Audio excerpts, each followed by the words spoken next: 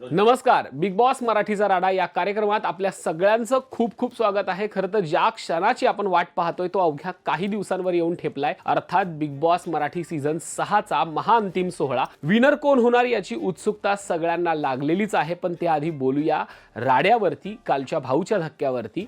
आपल्याला सगळ्यांनाच माहिती आहे की गेले काही आठवडे आपलं मनोरंजन करणारी, आपल्याला हसवणारी, रडवणारी, घरात हैदोस घालणारी राखी या आठवड्यात घराबाहेर गेली.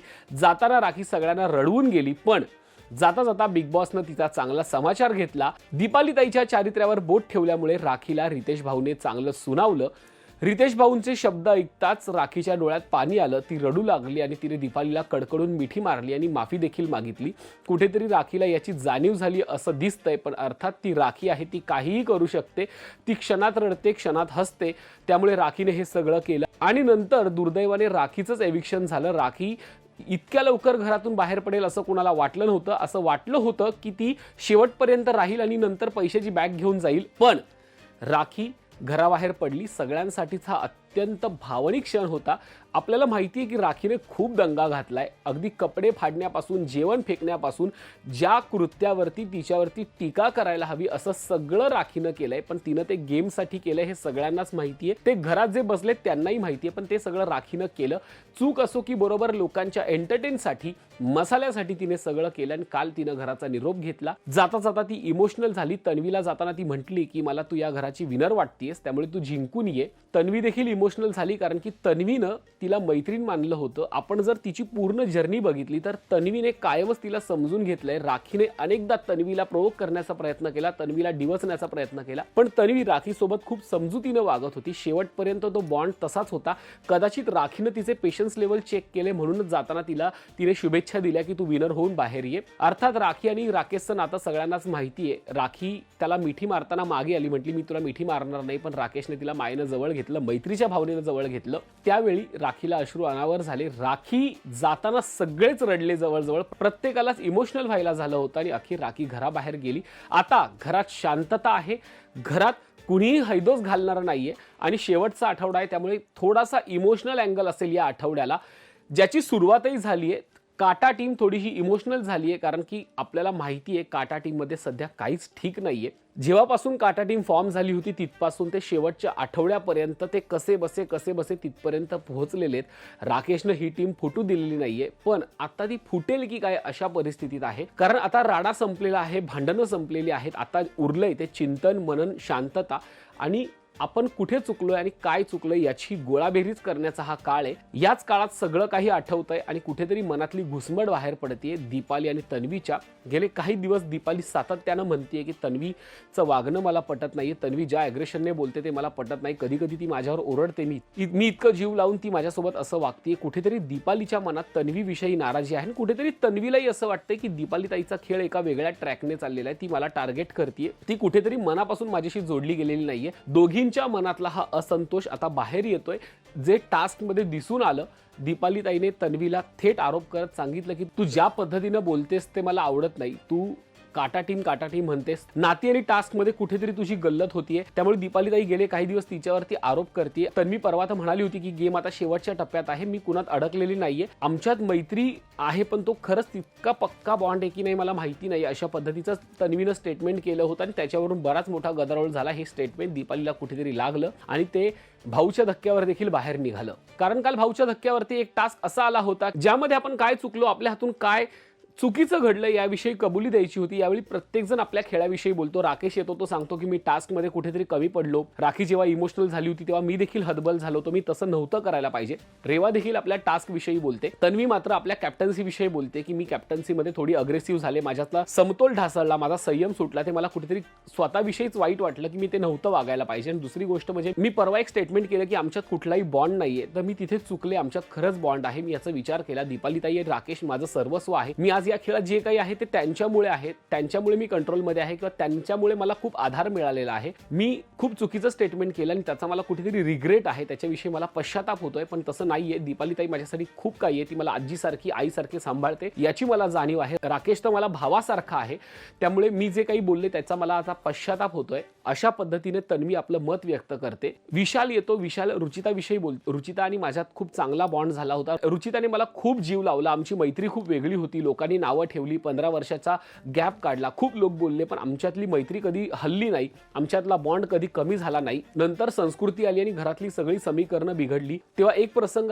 असा आला होता की रुचिता आणि माझ्यामध्ये थोडासा अविश्वास निर्माण झाला होता. कुठेतरी रुचिताला माझ्यावरच्या विश्वासाला धक्का लागताना मी पाहिलं आणि तिथे मला हरल्यासारखं वाटलं. मला असं वाटलं होतं की आमच्या दोघातलं बिघडलेलं नातं मी सावरू शकेन, पुन्हा एक होईल, पण तसं झालं नाही. त्याआधीच रुचिता घराबाहेर पडली, त्याचं मला खूप रिग्रेट आहे आणि मी आज सगळ्यांसमोर तिची माफी मागतो की ती इतक्या लवकर घराबाहेर गेली, त्यामुळे आमचं नातं सांधायला मला वेळ मिळाला नाही. कुठेतरी विशालच्या मनात जी काही रुचिताविषयीची भावना होती, जे काही प्रेम होतं, ते या निमित्ताने पुन्हा एकदा बाहेर आलं.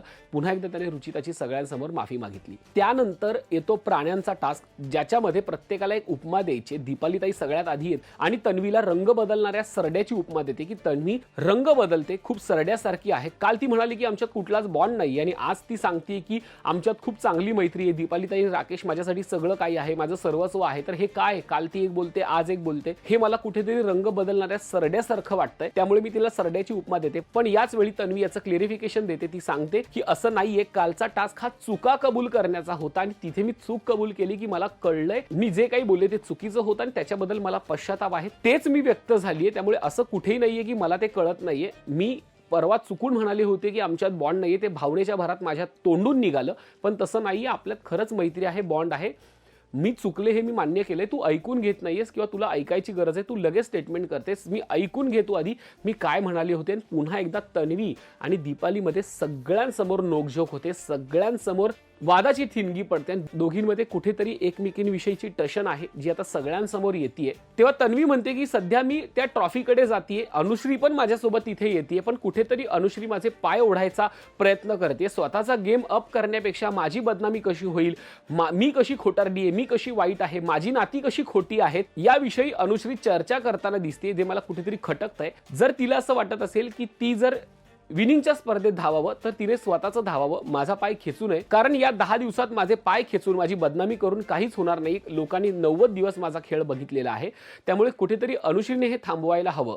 तेव्हा अनुश्री सांगते की मला मान्य आहे की तू खूप चांगलं खेळते, टास्क देखील तू चांगला खेळते, पण तुझ्यातल्या काही काही गोष्टी मला खटकल्या, त्या मी बोलून दाखवल्या. याच्या पलीकडे मला दुसरं काही वाटत नाहीये. पण तन्वी मात्र ठाम असते की तू माझी बदनामी करतेय. शेवटच्या 10 दिवसात मी कशी ती ट्रॉफी घेऊ नये यासाठी तू प्रयत्न करतेस आणि कुठेतरी ते खरंच आहे. गेल्या काही दिवसात विशाल आणि अनुश्रीचे सगळे कन्व्हर्सेशन काढून बघा, ते फक्त तन्वी विषयी आहे. तन्वी कशी खोटारडी आहे, तन्वी कसा नात्यांचा खेळ करते, तन्वी कशी काटा टीमला नाचवते, अशा पद्धतीचे त्यांचे स्टेटमेंट आहेत आणि ते दोघे वारंवार तन्वीची बदनामी करतायत की काय, असं चित्र आहे जे तन्वीच्या लक्षात आलं आणि काल तिने ते बोलून दाखवलं. त्यानंतर अनुश्री रेवाला जळूची उपमा देते. रेवा कशी काटा टीमवरती निर्भर आहे, कसं ती इतरांच्या सपोर्टने खेळते, यावरती अनुश्री रेवाविषयी काही टिप्पण्या करते. त्याच्यानंतर रेवा विशालला गेंड्याची उपमा देते की तो कसा गेंड्याचा कातडीचा आहे, त्याला खूप अहंकार आहे, त्याला स्वाभिमान आणि अहंकार यातला फरक कळत नाही, तो कशा पद्धतीने लोकांवरती ओरडतो वगैरे, अशा पद्धतीने रेवा विशालला बोलते. त्यावर विशाल सांगतो की ठीक आहे, तुला वाटत असेल अहंकार, तर मला काही फरक पडत नाहीये. जर मला अहंकार वाटत असता तर मी स्वतःहून येऊन तुझ्याशी बोललो नसतो. कुठेतरी मला याची जाणीव आहे आणि मी आहे असा आहे, मी गेंड्याच्या कातडीचा आहे. गेंडा खूप स्ट्रॉंग प्राणी आहे आणि मी तसा स्ट्रॉंग राहणार आणि या खेळात खेळणार. अशा पद्धतीने स्पर्धक एकमेकांना प्राण्यांची उपमा देत डिवसतात, एकमेकांविषयीचा असंतोष मनातनं बाहेर काढतात. त्यानंतर विशाल राकेशला कासवाची उपमा देतो की राकेश कसा कासवासारखा खेळतो, त्याचा कुठलाही खेळ नाहीये, खूप शांत राहून सगळ्यांकडे बघत असतो. वेळ प्रसंगी तो त्याच्या शेलमध्ये जातो आणि गरज असेल तेव्हा बाहेर येतो, तेवढ्या पुरताच तो खेळतो. आता कुठेतरी तो बोलायला लागलाय, राखीमुळे त्याचा गेम होता, त्यामुळे राकेश कुठेतरी कासवासारखा आहे असं विशाल म्हणतो आणि ते राकेश मान्य करतो. राकेश म्हणतो की माझी भाषा सभ्य आहे, मला अग्रेसिव्हली बोलता येत नाही, मला खोट्या गोष्टी बाहेर आणता येत नाही, चुकीच्या गोष्टींचा मुद्दा करता येत नाही. जर विशालला वाटत असेल मी कासव आहे तर ते मी मान्य करतो. मला कासवाच्या गतीने जायला आवडतं आणि हा खेळ जिंकायला आवडतो, त्यामुळे मी आहे तसा छान आहे, मला कासवाची उपमा आवडलेली आहे आणि ते मी मान्य करतो. त्यानंतर राकेशच्या हातात विंचू येतो आणि राकेश तन्वी आणि दीपालीचं नाव घेतो. तो तन्वीला बोलायला सुरुवात करतो, नंतर दीपालीलाही बोलावून घेतो. तो सांगतो की गेले काही दिवस तुमच्या जे काही सुरू आहे ते अजिबात पटणार नाहीये. तुम्ही एकमेकींवर ज्या पद्धतीचं वार करताय, एकमेकींना ज्या पद्धतीने टोचून बोलताय, त्याचं कुठेतरी मला वाईट वाटतंय, ते मला कुठेतरी आत डसतंय. आपण इतके दिवस ही काटा टीम एकत्र ठेवली आणि आता या लेवलला येऊन तुम्ही दोघी ही सगळी भडास बाहेर काढताय, एकमेकींविषयीचा असंतोष बोलून दाखवताय, एकमेकींविषयी खटकणाऱ्या गोष्टी बोलताय. बरं, जे बोलायचंय ते एकदा बोलानी संपवा, जे काही ते क्लिअर करा.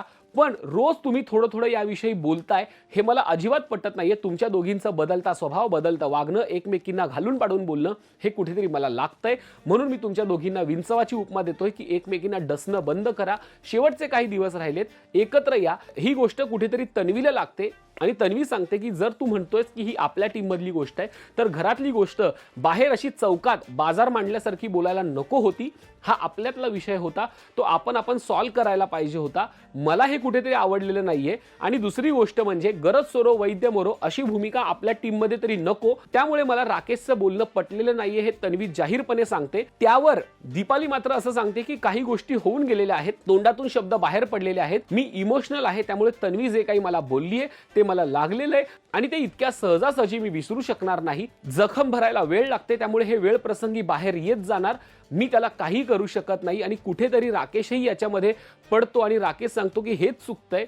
एकतर तन्वीला अँगर इश्यू आहे आणि दीपाली ओव्हर इमोशनल आहे, त्यामुळे दोघींमध्येही वादावादी होतीये, दोघींमध्ये कुठेतरी खटके उडतात. आता हे थांबायला हवं असं स्पष्ट शब्दात राकेश त्या दोघींना सांगतो. पण तन्वी मात्र कुठेतरी नाराज होते. तन्वी सांगते की मी वारंवार ज्या चुका केल्या त्याची माफी मागितलेली आहे, माझ्याकडनं जे चुकलं त्याचं क्लेरिफिकेशन दिलेलं आहे, मी मनापासून दिलगिरी व्यक्त केलेली आहे, मला पश्चाताप झाला हे देखील मी सगळ्यांसमोर जाहीरपणे बोलून झालेलं आहे. ज्या ज्या चुका झाल्या त्या रात्री येऊन मी मान्य केलेल्या आहेत आणि त्याबद्दल माफी मागितलेली आहे, पण त्या कधीच सॉल्व्ह झालेल्या नाहीयेत. आपण त्या रात्री सॉल्व्ह करतो आणि दीपाली ताई दुसऱ्या दिवशी टास्क मध्ये त्या सगळ्या चुका बोलून दाखवते, ते सगळं बाहेर काढते. हे खूप चुकीचं आहे. जर ते सॉल्व्ह झालंय तर ते तेव्हाच सॉल्व्ह व्हायला हवं आणि विसरून आपण पुढे जायला हवं. जर मी प्रत्येक वेळी माफी मागत असेल, माझी चूक कबूल करत असेल, तर दुसऱ्या दिवशी ते टास्क मध्ये येता कामा नये. पण तसं आपल्याकडे होत नाही. मी जे चुकलेले आहे त्याविषयी मी कबुली दिलेली आहे आणि माफी देखील मागितलेली आहे. पण दीपाली ताई वारंवार हे खेचून ताणून समोर आणते. टास्क मध्ये असेल, सगळ्यांसमोर असेल, ती मला खाली दाखवण्याचा प्रयत्न करते, कुठेतरी माझ्यावर आरोप करते, माझ्यावर टीका करते, जे मला आवडत नाहीये. असं म्हणून तन्वी तिथून निघून जाते. तेव्हा राकेश पुन्हा सांगतो की आपण पुन्हा बसून हे सॉल्व्ह करूया. आता हे सॉल्व्ह होईल की नाही हे फार महत्त्वाचं आहे, कारण घरात आता 6 सदस्य राहिलेले आहेत. त्यातला एक सदस्य कधीही जाऊ शकतो. रितेशने ऑलरेडी सांगितलेलं आहे की येत्या काही तासात, 24 तासात किंवा 48 तासात मिडवीक एविक्शन होणार आहे. सोमवार म्हणजे आज पर्यंतच वोटिंग लाईन आहे. कदाचित मंगळवारी किंवा बुधवारी म्हणजे उद्या किंवा परवा अजून एक सदस्य घराबाहेर पडणार आहे आणि केवळ टॉप 5 राहणार आहेत. आता गेम या टप्प्यावरती आलाय आणि मलाही असं वाटतं की तुम्ही 90 दिवस एकत्र राहिलात, एकमेकांना सहन केलं, तर शेवटचे 5-6 दिवस जा की सगळं विसरून. काय हरकत आहे? एकत्र या, एकत्र खेळा, कारण हसं तुमचंच होणार आहे. गेली काही दिवस तुम्ही प्रेक्षकांना काटा टीम असं सगळं सांगताय. आता त्या काटा टीम मधले 4 सदस्य उरलेले आहेत. तर एकत्र राहा, हसू करून घेऊ नका. निदान लोक तरी म्हणतील की हे ज्या स्वाभिमानाने खेळत होते त्याच स्वाभिमानाने घराच्या बाहेर पडले. शेवटच्या 2-4 दिवसात जर भांडणं केली तर तुमचं हसू होणार आहे, लोक तुमच्यावर हसतील आणि कुठेतरी तुमचा काटा कमकुवत होता हे महाराष्ट्रासमोर येईल. आता यामध्ये दीपालीने सुद्धा समजुतीची भूमिका घेणं गरजेचं आहे, कारण की डे 1 पासून आपण बघत आलोय दीपाली ताई कुठेतरी राकेश जवळ जाऊन तन्वीविषयी चुगल्या करत होती, कुठेतरी जाऊन तन्वीविषयी वाईट बोलत होती, तन्वीच्या खटकणाऱ्या गोष्टी राकेशला सांगत होती, पण कधी तिने ते सगळं जाऊन तन्वीला कबूल केलं नाही किंवा सॉर्ट करण्याचा प्रयत्न केला नाही. दुसरीकडे तन्वी जे मनात आलं ते बोलून टाकलं, जे बोलली त्याच्याविषयी माफी देखील मागितली, पश्चाताप देखील झालेला आहे. पण आता शेवटी हेच आहे की ही देखील हिचा हेका सोडायला तयार नाहीये, ती देखील तिचा हेका सोडायला तयार नाहीये. याच्या बदल्यामध्ये राकेशचं मरण होतंय, कारण की त्याला काटा फुटू द्यायचा नाहीये, त्याला शेवटपर्यंत एकत्र राहायचंय. आता काय होणार आहे हे लवकरच कळणार आहे. पण गेल्या काही दिवसात घरामध्ये फक्त तन्वीविषयी सगळे बोलतायत. विशाल आणि अनुश्री तन्वीवरती रोख टीका करतायत, ते दिसतच आहे. दुसरीकडे काटा टीम मध्ये सुद्धा दीपालीला तन्वीविषयी असंतोष आहे, त्यामुळे ते सुद्धा तन्वीविषयी बोलतायत. राकेश देखील तन्वीविषयी बोलतायत. पर्यायाने रेवा सुद्धा तन्वीविषयीच बोलते. कुठेतरी तन्वीचा गेम अप होतोय म्हणून हे सगळे तिच्या हात धुवून मागे लागलेत का असाही संशय येतोय. कुठेतरी तन्वीचा गेम अप होतोय, ती ट्रॉफीकडे जातीये हे दीपालीच्या लक्षात येत आहे, म्हणून दीपालीने आपला खेळ बदललाय का, असे खूप सारे संशय आहेत, खूप सारे प्रश्न आहेत. पण काल एक गोष्ट चांगली झाली, राखीने जाता जाता स्पर्धकांना 7 लाख रुपये देऊन गेली. एरवी राखी पैसे घेऊन जाते, यावेळेस ती देऊन गेली. कहाणी में ट्विस्ट था. तसं राखीने सगळ्यांना शुभेच्छा दिल्या. आता स्पर्धकांना जवळपास 15 लाख रुपये मिळणार आहे. ही 15 लाखांची बॅग कुणाच्या हातात पडणार आहे ते लवकरच कळेल. पण जाता जाता तुमच्यासाठी एक प्रश्न आहे, मिडवीक एविक्शन मध्ये कोण घराबाहेर पडेल आणि कोण टॉप 5 राहतील हे कमेंट करून नक्की सांगा. आणि कुठेतरी या टप्प्यावर येऊन दीपाली आणि तन्वी मधली भांडणं तुम्हाला खटकतायत का हे देखील सांगा. त्यांच्या भांडणात तन्वी चुकीची वाटतेय की दीपाली चुकीची वाटतेय याविषयी रोखठोक बोला. आणि पाहायला विसरू नका बिग बॉस मराठीचा राडा फक्त राजश्री मराठी शोबजवर. धन्यवाद.